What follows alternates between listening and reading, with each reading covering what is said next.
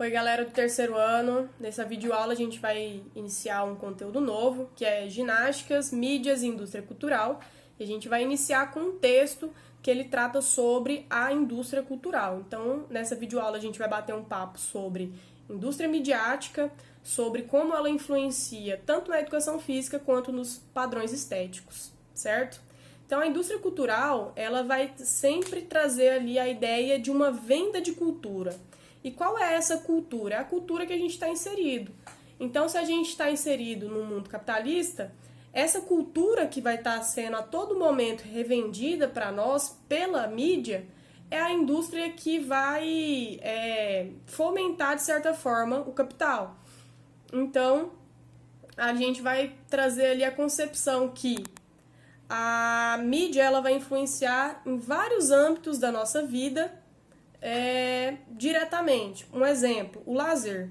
A gente, em algumas aulas anteriores, a gente discutiu sobre como o lazer foi influenciado no pós-revolução industrial, em que teve uma redução da carga horária de trabalho do proletariado e eles tinham esse tempo ósseo. Então, a burguesia ofereceu para esse proletariado a prática esportiva, para que eles não tivessem tempo para se organizar e fazer uma revolução contra a burguesia. Então, isso foi oferecido com um propósito que atendia às necessidades do capital naquele momento. Então, a gente pode falar que hoje também o lazer ele é influenciado, de certa forma, pelo capital. Um exemplo é, o lazer hoje ele é vendido pela prática de exercícios físicos, né? Então, o momento que você não está no seu trabalho, a mídia vende para você que você precisa, que é necessário que você tenha um tempo para cuidar dessa manutenção da sua saúde.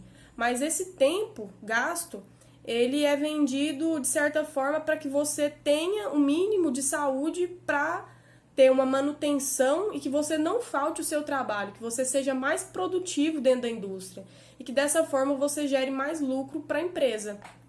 Então, a gente tem aí, mais uma vez, a lógica capitalista vendida pela indústria midiática, que ela atinge diretamente o consumo da prática de lazer pelo cidadão. Então, a gente traz aí o Adorno e o Horkheimer, que ele fala assim, ele traz uma expressão que ele fala que o homem hoje ele tem um coração de máquina. Ele faz essa analogia do coração de máquina pela indústria e pelas ações do ser humano. Então, hoje, o indivíduo, a ação dele, ela vai ser baseada por tudo aquilo que foi vendido pela indústria midiática.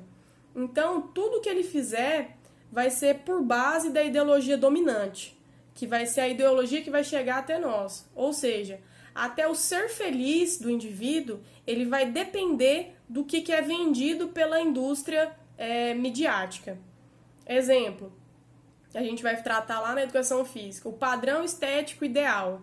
Você só vai ser feliz se você conseguir atingir esse padrão estético ideal. Então, se você não consegue atingir esse padrão, você não é feliz. Então, o status de felicidade também ele é vendido juntamente com os status vendidos pela mídia. Também a gente pode aí entrar numa lógica que a pessoa ela não precisa pensar para escolher. Tudo é vendido de uma forma pronta. É só você consumir, você não precisa pensar para consumir. Então as coisas estão ali na lógica do clichê. Tá lá, tá vendido, e a pessoa compra, ela consome, ela tenta atingir um padrão que é vendido pela ideologia dominante. Uma analogia também feita com essa venda, essa indústria cultural, é a epopeia de Ulisses, né? O papel Homérica de Ulisses, do Conto das Sereias, em que Ulisses ele vai passar pela Ilha das Sereias, ele quer ouvir o canto das sereias, ele sabe o que pode acontecer com ele, mas ele quer ouvir o canto. Então ele pede para que todas as pessoas que estejam no barco coloquem, tampem os ouvidos com cera, e ele pede para os marujos amarrarem ele no mastro. Então, assim, ele de certa forma sabe o que pode acontecer, mas ele quer ouvir aquilo. Então ele faz essa analogia com o mundo que a gente vive hoje. A gente é vendido para nós as coisas pela mídia, a gente é influenciado a todo momento pela indústria cultural, pela indústria midiática, a gente passa a ser o Ulisses nesse momento, a pessoa que é amarrada, mas que quer passar e quer ouvir o canto da sereia. A gente quer consumir as coisas para ser aceito dentro da sociedade que a gente vive. Então essa é a analogia que faz entre a epopeia homérica e o momento que a gente vive enquanto consumidor. Outra pauta que a gente precisa falar é sobre a mídia. A mídia, ela vai trazer conceitos para nós, ela vai vender conceitos para nós, desde roupas até o padrão estético que a gente deve seguir. Então a gente é bombardeado a todo momento por essas informações. Então a educação física, ela é atingida de qual forma? Quando eu entro no discurso do benefício do exercício físico para o indivíduo e também na promoção e manutenção de saúde. Essas mídias, elas entram no padrão estético, que ela vende que o padrão estético ideal é aquele que você vai atingir o status de saúde. Então, se você não atende a esse padrão corporal, logo você não é um ser saudável. Uma análise do momento atual que a gente vive, pensando aí na aula que a gente teve, batendo um papo sobre a indústria cultural, a indústria midiática, é a venda desesperada da prática de exercícios físicos em casa. Então a gente está vivendo um momento de pandemia, de isolamento social, em que a gente é bombardeado a todo momento que a gente deve praticar exercício físico em casa, que a gente deve tirar 30, 40 minutos diários para fazer esse exercício físico. Então a gente precisa parar de consumir isso de uma forma pronta, de uma forma enquanto resposta e fazer os porquês, que a gente já viu lá que a mídia traz tudo pronto com a lógica do clichê. Então a gente tem que se fazer algumas perguntas. O Estado, ele é responsável pela saúde do indivíduo de certa forma. Então ele tem que dar conta minimamente de oferecer e ter manutenção de saúde.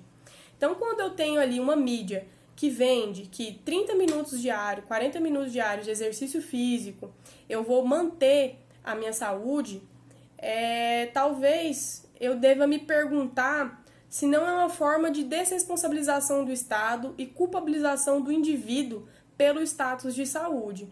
Então, se a gente consegue definir pela OMS que saúde ele vai muito além do status de não estar doente, eu consigo pensar que 30, 40 minutos diários de exercício físico é uma manutenção de saúde para quem?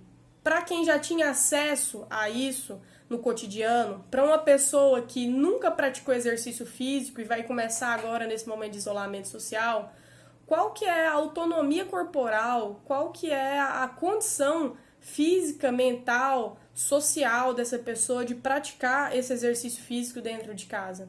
Então são respostas que a gente não tem pronta, mas que a gente deve se questionar a todo momento. Certo, pessoal? Então, até mais, até a próxima aula.